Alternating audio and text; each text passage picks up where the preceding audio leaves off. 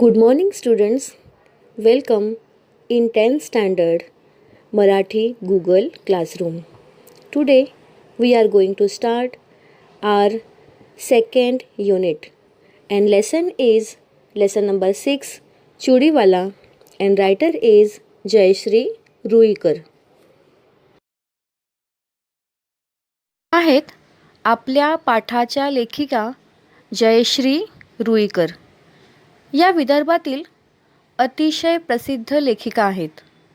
यांच्या लेखनाचे वैशिष्ट्य म्हणजे मानवी भावनांचे प्रकटीकरण. मतलब ये अपने साहित्य में से इंसानी भावनाओं का प्रकटीकरण करते हैं.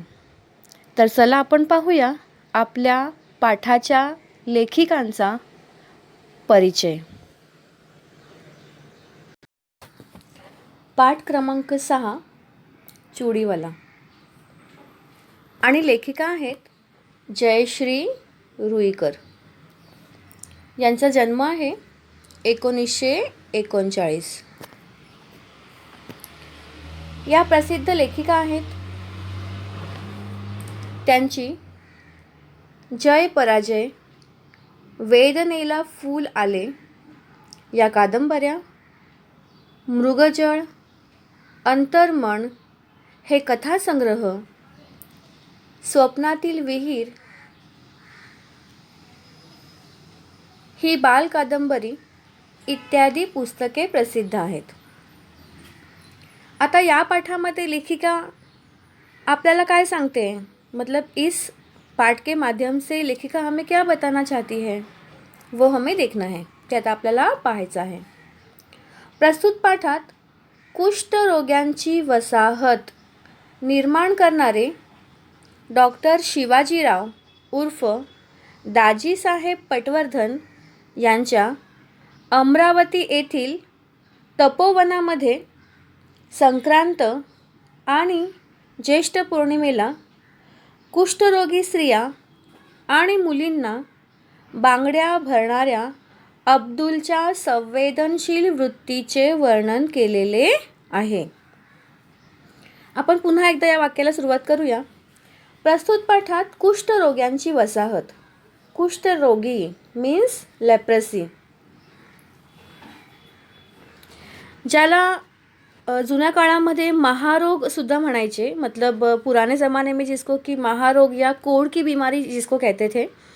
आणि हा जो आजार आहे तो त्वचेपासून शुरू होतो. मतलब स्किन की ये बीमारी है, वहाँ से शुरू होती है और उसके बाद उंगलियां वगैरह झडना म्हणजे बोट वगैरे सडणे, कुजणे, अशा प्रकारे हा कुष्ठरोग पूर्वीच्या काळी खूप लोकांना व्हायचा.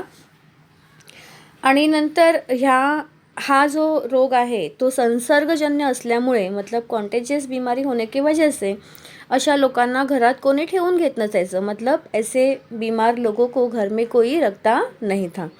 तर अशा लोकांसाठी, मतलब ऐसे लोगों के लिए वसाहत निर्माण करणारे, वसाहत म्हणजे कॉलनी किंवा सेंटर, मतलब ऐसे लोगों का केयर करने के लिए, अशा रुग्णांची सेवा करण्यासाठी एक वसाहत किंवा एक कॉलनी तयार केली गेली. निर्माण करणारे डॉक्टर शिवाजीराव उर्फ दाजीसाहेब पटवर्धन हे समाजसेवक आहेत विदर्भातले खूप मोठे. तर शिवाजीराव उर्फ दाजीसाहेब पटवर्धन यांनी, मतलब इन्होंने कुष्ठरोग्यांची वसाहत निर्माण केली. मतलब कुष्ठरोगी जो है उनके लिए एक कॉलनी बनाई, एक सेंटर बनाया. यांच्या अमरावती येथील, कुठे हे बनवलं तर अमरावतीला. अमरावती हे विदर्भातील एक शहर आहे. ये एक विदर्भ का शहर है. अमरावती येथील तपोवनामध्ये, आणि त्या कुष्ठरोगांची जी वसाहत आहे, मतलब वो जो सेंटर बनाया है उसका नाम है तपोवन. त्या कुष्ठरोगांच्या वसाहतीचं नाव आहे तपोवन. तपोवनामध्ये संक्रांत आणि ज्येष्ठ पौर्णिमा, संक्रांत आणि ज्येष्ठ पौर्णिमा हे 2 सण आहेत. मतलब ये 2 फेस्टिवल है. संक्रांत तुम्हाला माहीतच आहे, आपको पता है, मकर संक्रांति जिसको हम लोग कहते हैं, आपण ज्याला मकर संक्रांति असं म्हणतो. आणि ज्येष्ठ पौर्णिमा म्हणजे ज्येष्ठ महीन्यात, जो हिंदुओं के 12 महीने हैं उसमें से जो ज्येष्ठ महीना आता है, तर ज्येष्ठ महिन्यातील जो पौर्णिमा असते उस महीने की जो पूर्णिमा होती है, जिसको वट पौर्णिमा भी कहते हैं, ज्याला आपण वटपौर्णिमा सण म्हणून साजरा करतो, तर अशा ज्येष्ठ पौर्णिमेला कुष्ठरोगी स्त्रिया आणि मुलींना, म्हणजेच कुष्ठरोग्यांची जी वसाहत आहे, मतलब जो सेंटर शुरू किया है दाजी साहेब या शिवाजीरावजी ने, तर त्या सेंटरमध्ये, त्या केंद्रामध्ये ज्या स्त्रिया आहेत, मतलब जो औरतें हैं, आणि ज्या मुली आहेत, मतलब वहाँ पे जो बिचारी कुष्ठ रोगी लडकी आहे, त्यांना बांगड्या भरणाऱ्या अब्दुलच्या, हा आहे आपल्या पाठाचा नायक, मतलब हिरो, हा आहे आपल्या पाठाचा हिरो अब्दुल. तर अब्दुल हा आहे चुडीवाला, आणि अब्दुल जो आहे तो तपोवनामध्ये ज्या कुष्ठरोगी स्त्रियां आहेत, मतलब तपोवन में जो कुष्ठरोगी महिलाएं और लड़कियां हैं, उनको बांगड़ी भरने का या चूड़ी भरने का काम करता है. बांगडी भरणाऱ्या संवेदनशील वृत्तीचे, संवेदनशील म्हणजे भावुक किंवा सेन्सिटिव्ह, वृत्ती म्हणजे स्वभाव. तर हा जो अब्दुल आहे अतिशय संवेदनशील वृत्तीचा आहे, अतिशय भावनाप्रधान आहे, आणि तो ह्या मुलींना आणि स्त्रियांना थोड़ा काल का असेना, मतलब कुछ समय क्यों न हो, लेकिन खुशियाँ देने की कोशिश करता है. थोड़ा काळ का असेना तो आनंद देण्याचा प्रयत्न करतो. वृत्तीचे वर्णन केले आहे. या पाठात समाज ऋण मतलब सोशल ड्युटीज, समाज ऋण या मूल्याबरोबरच माणुसकीचे दर्शनही, माणुसकी, इन्सानियत, ह्युमॅनिटी, माणुसकीचे दर्शनही लेखिकेने घडवलेले आहे. म्हणजे या पाठामध्ये जयश्री रुईकर यांनी अब्दुलच्या माध्यमातून, मतलब अब्दुल के माध्यम से, आपल्याला समाज ऋणाची आठवण करून दिलेली आहे, की ज्या समाजामध्ये आपण राहतो त्या समाजासाठी आपले काहीतरी कर्तव्य असते, मतलब जिस समाज में हम लोग रहते हैं उस समाज के लिए हमारे कुछ फ़र्ज होते हैं, वो फ़र्ज हमें निभाने चाहिए, हे सांगितलेलं आहे. आणि माणुसकी मतलब सबसे बड़ी होती है इंसानियत. तर ह्या दोन गोष्टींचं दर्शन आपल्याला या पाठाच्या माध्यमातून जयश्री रुईकर करून देत आहेत. हे आहेत शिवाजीराव पटवर्धन उर्फ दादा साहेब, मतलब ये है शिवाजीराव पटवर्धन, जिनको की दादा साहेब कहा जाता है. आणि ह्यांनीच अमरावती येथे तपोवन ही संस्था निर्माण केली. इन्होंने ही कुष्ठ रोगियों के लिए अमरावती में तपोवन ये संस्था स्थापित कर दी. ही आहे तपोवन ही संस्था, जी स्थापन केली होती शिवाजीराव पटवर्धन म्हणजेच दादासाहेब यांनी. ये है तपोवन संस्था जिसको स्थापित किया था शिवाजीराव पटवर्धन, मतलब दादा साहब इन्होंने.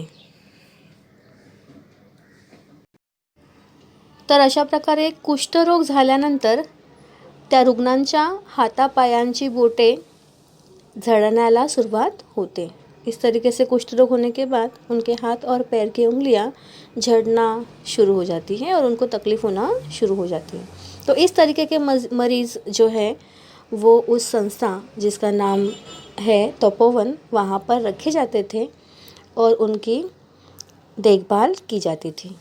अशा प्रकारच्या रुग्णांना तपोवन या संस्थेमध्ये ठेवले जायचे आणि त्यांची काळजी घेण्यात येते. हा आहे आपल्या पाठाचा नायक अब्दुल, जो आहे चूड़ीवाला. ये है हमारे इस पाठ का हीरो, जो है एक चूड़ीवाला. अशा प्रकारे अब्दुल खूप सुंदर सुंदर रंगीबेरंगी बांगड्या घेऊन तपोवनातील स्त्रियांना तो घालायचा. इस तरीके से हमारा अब्दुल जो है वो बहुत ही रंगी बेरंगी चूड़ियाँ तपोवन में ले जाता था और बीमार कुष्ठ रोगी महिलाओं को और वहाँ की लड़कियों को ये चूड़ियाँ पहनाकर थोड़े समय के लिए क्यों न हो लेकिन खुशियाँ देने की कोशिश करता था.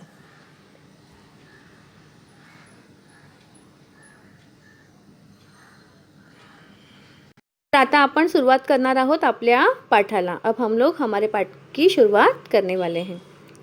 या ठिकाणी पहिल्या परिच्छेदामध्ये अब्दुलच्या घरची एक घटना लेखिकेने वर्णन केलेली आहे. मतलब अब्दुल के घर पे घटी एक घटना यहाँ पर लेखिका हमारे सामने रखना चाहती है. अब्बा जान, आज मत जाओ ना तपोवन को. क्यों बेटे? या ठिकाणी अब्दुल आणि त्याचा मुलगा या दोघांचा संवाद दिलेला आहे. मुलाची इच्छा है कि अब्दुल ने आज तपोवनाला जाऊ नये. मतलब बेटे की इच्छा है कि अब्दुल आज तपोवन में चूड़ी पहनाने के लिए नहीं जाए. जाने दे अनवर, काही बोलून फायदा आहे का? आजचा दिवस म्हणजे तर त्यांच्यासाठी पर्वणीच. पर्वणी हा नवीन शब्द इथे आलेला आहे. त्याचा अर्थ आहे सुवर्ण संधी, मीन्स गोल्डन ऑपॉर्च्युनिटी. अब्दुलची पत्नी जी आहे तिला अब्दुल तपोवनात जातो ही गोष्ट अजिबात आवडत नाही आणि म्हणून ती मुलाला रागामध्ये बोलते कि जाओ दे बाळा, मतलब जाने दे बेटे, कुछ बोल के फ़ायदा नहीं इनको. आज उनके लिए जैसे की एक गोल्डन चान्स आहे. आज त्यांच्यासाठी जसं की एक सुवर्ण संधीच आहे. एवढं काय आहे त्या तपोवनात कोण जाणे. इतना उस तपोवन में क्या है किसे पता.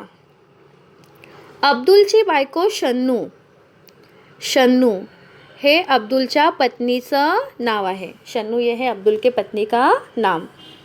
नाराजीच्या सुरात, सूर म्हणजे आवाज, नाराज असण्याच्या आवाजात म्हणजे नाराज होऊनच किंवा रागात आपल्या मुलाची समजूत काढत म्हणाली. म्हणजेच अब्दुलची जी पत्नी आहे, बायको आहे, ती नाराज आहे या गोष्टीवर. तिला अजिबात आवडत नाही की अब्दुल तपोवनामध्ये एखाद्या सणाच्या दिवशी जातो. कारण मतलब किसी त्योहार के दिन वो तपोवन में जाता है, वहाँ की औरतों को चूड़ी पहनाने के लिए उसको अच्छा नहीं लगता है.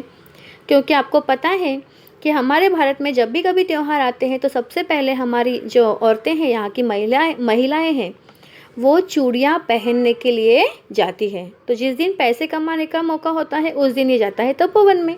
और इसीलिए अब्दुल की पत्नी शन्नू जो है उनसे इस बात पे नाराज़ है. ज्या दिवशी पैसे कमवायची संधी असते त्या दिवशी अब्दुल तपोवनात जातो आणि ही गोष्ट तिला आवडत नाही आणि म्हणून ती खूप रागात आहे किंवा नाराज आहे. मी लवकर येईन बेटा. आपल्या वडिलांचे हे बोलणे ऐकून अनवर खेळायला निघून गेला. अब्दुल म्हणतो त्याच्या मुलाला अनवरला की बाळा तू काळजी करू नकोस, तुम चिंता मत करो, मी लगेच येईन, मैं फौरन आ जाऊंगा. आज संक्रांत. संक्रांत म्हणजे मकर संक्रांती. त्यात मंगळवार और दिन है मंगलवार का. कितीतरी बायका बांगड्या भरायला आणि देवीच्या दर्शनाला येतील. त्यांच्या गावामध्ये एक देवीचं मंदिर आहे. उनके गांव में एक देवी का मंदिर है. तो औरतें मंगलवार है और उसमें भी आज उत्सव है, त्यौहार है, इसीलिए मंदिर में भी जाएंगी, चूड़ियाँ भी पहनेंगी. आज देवीच्या दर्शनाला स्त्रिया येतील आणि बांगड्या भरायला येतील आणि आपलं दुकान बंद और अपनी दुकान क्या है, बंद है. असं अब्दुलची पत्नी शन्नू अब्दुलला खूप समजावण्याचा प्रयत्न करते. रघु भैयाचा धंदा तेजीत होणार. त्या गावामधील दुसरा बांगडीवाला, एक चूड़ीवाला था, त्याचं नाव होतं रघु भैया. दोघांची दुकानं होती, दोनों के दुकान थे. आणि संक्रांतीच्या दिवशी अब्दुलचं दुकान बंद असल्यामुळे रघु भैयाचा धंदा बांगड्यांचा आज खूप तेज़ीमध्ये होणार होता. मतलब अब्दुल के दुकान बंद होने की वजह से आज रघु भैया का जो धंधा है वो बहुत अच्छे से होने वाला था. आणि आज आणि उद्या लगेच नवीन वस्तू येईल रघु भैयाच्या घरात आणि तुम्ही, वो बोलती है कि आज वो बहुत पैसा कमाएगा और उसके घर में कोई नई चीज़ आज या कल में आ जाएगी. आज किंवा उद्यापर्यंत त्याच्या घरामध्ये एखादी नवीन वस्तू येणार आणि तुम्ही काय करताय, तुम्ही जाऊन बसा त्या तपोवनात, आप जाके बैठ जाओ उस तपोवन में. अशा प्रकारे अब्दुलची पत्नी जी आहे शन्नू ती त्याच्यावरती खूप नाराज होते. शन्नू तू चुप बैठ अभी, अब्दुल त्याच्या पत्नीला समजावतोय. एका हातात बांगड्यांची पेटी आणि एका हातात पिशवी घेऊन अब्दुलने पायात चपला सरकवल्या. बांगड्यांची पेटी मतलब चूड़ियों का बॉक्स, और एक हाथ में एक थैला लेकर, पिशवी म्हणजे थैली, बैग। अब्दुल ने पायामध्ये चपला घातल्या, अब्दुल ने पैर में चप्पल डाल दिए। अब वो जा रहा है कहाँ पर, तो तपोवन को। का जातोय, तपोवनातील स्त्रियांना आणि मुलींना बांगड्या घालण्यासाठी। हे बघा, रस्त्यानं कोणी भेटलं तर सांगू नका तपोवनात जातो म्हणून। अब्दुलची पत्नी अब्दुलला समजावते कि रस्ते में अगर कोई मिला, भेटने मीन्स मिलना, टू मीट, कि रस्ते में अगर कोई मिला तो उनको ये मत बताना कि आप तपोवन के लिए जा रहे हो। धंद्यावर परिणाम होतो त्याचा, धंदे पे उसका परिणाम होता है, समजलं। आता इथे शन्नू असं त्याला का म्हणते की का असं होतं तपोवनामध्ये गेल्यावर धंद्यावर परिणाम, कारण की तपोवनातील स्त्रिया कोण आहेत, तर त्या कुष्ठरोगी आहेत, वो बीमार है। आणि हा जो आजार आहे तो आजार संसर्गजन्य आहे, मतलब वो छूने से फैलने वाली बीमारी है। और अगर लोगों को मालूम पड़ा कि तपोवन से जाके आया है तो उस दिन या फिर कुछ दिनों तक उसके पास तो कोई भी औरत चूड़ी पहनने के लिए नहीं आएगी। इसके लिए उसकी पत्नी शन्नू उसको समझा रही, म्हणून त्याची पत्नी समजावते की कोणाला सांगू नका की तुम्ही तपोवनामध्ये जात आहात। अब्दुलने एक बार तिच्याकडे बघितले, एक बार उसकी तरफ देखा। तिच्या डोळ्यातला क्रोध त्याच्या परिचयाचा होता। क्रोध म्हणजे राग, गुस्सा। उसकी आंखों में जो गुस्सा था तपोवन के लिए, उस गुस्से को वो जानता था। परिचयाचे असणे, माहीत असणे, मतलब पता होना। पण तिच्याकडे बघून आज त्याला तिचा राग आला नहीं, लेकिन उसकी तरफ देख के आज अब्दुल को अपने पत्नी के ऊपर गुस्सा नहीं आया, तर कीवेने, दयाने। का असं कीवाली, कारण शन्नूला जो राग येत होता तो योग्य होता, मतलब वो जो गुस्सा था वो सही था, कारण त्यांची परिस्थिती खूप वाईट होती, बहुत गरीब थे वो लोग। आणि अशा गरिबीमध्ये सणाच्या दिवशी स्वतःचा धंदा सोडून, पैसे कमावणं सोडून, मतलब खुद का धंधा छोड़ के खुद के लिए पैसा कमाना छोड़कर ये तपोवन की औरतों को चूड़ियाँ पहनाने के लिए जो अब्दुल जाता था, वो भी बिना कोई पैसे लिए। तो इस बात के ऊपर शन्नू को बहुत गुस्सा आता था, कारण प्रत्येक स्त्रीला आपल्या घराची काळजी असते। हर एक औरत को अपने घर की चिंता होती है, अपने बाल बच्चों की चिंता होती है। जैसे कि तुमचे वडील, मतलब आपके डैडी भी अगर कुछ पैसे कमा के लाते होंगे, आपके मम्मी को घर में देते होंगे खर्चा चलाने के लिए, तो वो भी संभाल के खर्चा करती है, और जो भी पैसे बचा के रखती है आपके लिए, आपके परिवार के लिए। आणि म्हणून अब्दुलला यावेळी शन्नूचा अजिबात राग येत नव्हता, तर तिच्यावरती दया येत होती। अब्दुल बस स्टॉप पर आला। अब्दुल अब तपोवन जाने निकला है, वो बस स्टॉप पर आ गया। अनेक ठिकाणी उसवलेल्या फाटलेल्या, फटे हुए श्वेटरमधून थंडी चांगलीच जाणवत होती, मतलब कि उसका जो श्वेटर था वो बीच बीच में फट गया था और उसमें से उसको बहुत सारी ठंडी लग रही थी। बस आली। बांगड्यांची पेटी आणि पिशवी सांभाळत अब्दुल बसमध्ये चढ़ला, अपने चूड़ियों के बक्से के साथ और अपने थैले के साथ अब्दुल बस में चढ़ गया। अगदी खिडकीजवळ बसला। पेटी अलगद उचलून, अलगद हळूच, स्लोली, धीरे से उचलून त्याने आपल्या मांडीवर ठेवली। उन्होंने थैली को उठाया और अपने मांडी पे रख दिया ताकि वो सेफली रह सके। गर्दीत कुणाचा धक्का बसला तर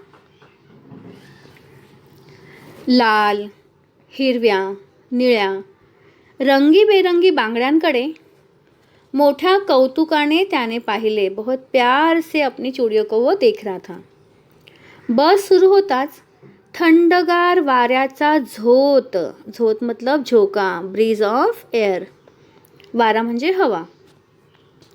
थंडगार वाऱ्याचा झोत अधिकच त्रासदायक वाटू लागला। त्रासदायक मतलब तकलीफदायक, कारण थंडीचे दिवस होते. संक्रांती जानेवारीमध्ये येते, 14 किंवा 15 जनवरीला. आपको पता है कि मकर संक्रांति या तो 14 या फिर 15 जनवरी को आती है. तर थंडीचे दिवस होते. बेचारेचा स्वेटर पण फाटलेला आहे, बेचारे का स्वेटर भी बहुत फटा हुआ है, ठंडी उसको बहुत लग रही है. आणि अशा वेळेला ती थंडी त्याला त्रासदायक वाटू लागली. अब्दुलने मफलर मीन्स उलन स्कार्फ, जो हम लोग ठंडी में पहनते हैं अपने कानों को वगैरह ढकने के लिए. अब्दुल ने मफलर कानाला घट्ट लपेटून घेतला. त्याने त्याचा जो मफलर आहे तो अगदी घट्टपणे बांधला, अपने कानों को अच्छे से बांध के लिया. जिल्हाधिकारी कचेरीजवळ, जिल्हाधिकारी डिस्ट्रिक्ट कलेक्टर, कचेरी म्हणजे कार्यालय किंवा ऑफिस. तर जसं जिल्हाधिकारी कचेरी आली, मतलब डिस्ट्रिक्ट कलेक्टर का ऑफिस आया, पाऊण बस रिकामी झाली. पाऊण मतलब पौना, 3/4 बस रिकामी झाली, मतलब ज़्यादातर जो यात्री थे वो उतर गए, जास्तीत जास्त प्रवासी उतरून गेले.